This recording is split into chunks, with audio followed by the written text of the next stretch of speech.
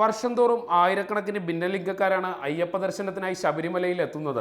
എന്നാൽ ഇവരിൽ ഭൂരിഭാഗം പേരെയും മല കയറാൻ പോലീസുകാർ അനുവദിക്കാറില്ലെന്നാണ് ഭിന്നലിംഗക്കാരുടെ പരാതി.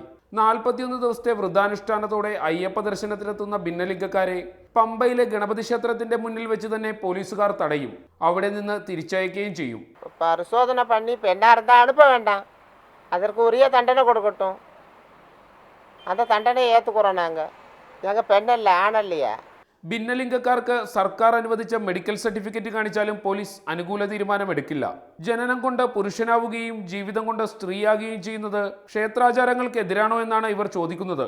எங்களுக்கு கர்ப்பப்பை கிடையாது, எங்களுக்கு எதுவுமே கிடையாது. நாங்கள் ஆணாக இருந்து தான் நாங்கள் அரவாணியாக மாறினது. அதனால் எங்களுக்கு பெண்களுக்கான இதே கிடையாது. 3வது அங்கீகாரமாக கவர்மெண்ட் பாஸ் ஆகிடுச்சு. சுப்ரீம் கோர்ட்டு அதை ஏற்றுக்குச்சு 3வது பாலினமாக. அப்படி இருந்து நாங்கள் எதுவும் கேட்கல. எங்களுக்கு கோயிலுக்கு 2 மாதம் விரதம் இருந்து வந்து அந்த நேரத்தில் பிடிச்சி பார்க்குறவங்க என்ன பார்க்குறாங்க, இது என்ன திருடங்களா, ഇത് എന്നാ തപ്പ് പണ്ണാങ്ങളാണ് ഒരു മാറി പാക്കറാങ്ക. ജീവിതത്തിൽ ഒരിക്കലെങ്കിലും മല ചവിട്ടണം, സന്നിധാനത്തെത്തണം, അയ്യനെ കാണണം. അതിനി എന്തു ചെയ്യണം? ഇവരുടെ അന്വേഷണം തുടരുകയാണ്. സഹിൻ ആന്റണി, റിപ്പോർട്ടർ, കൊച്ചി.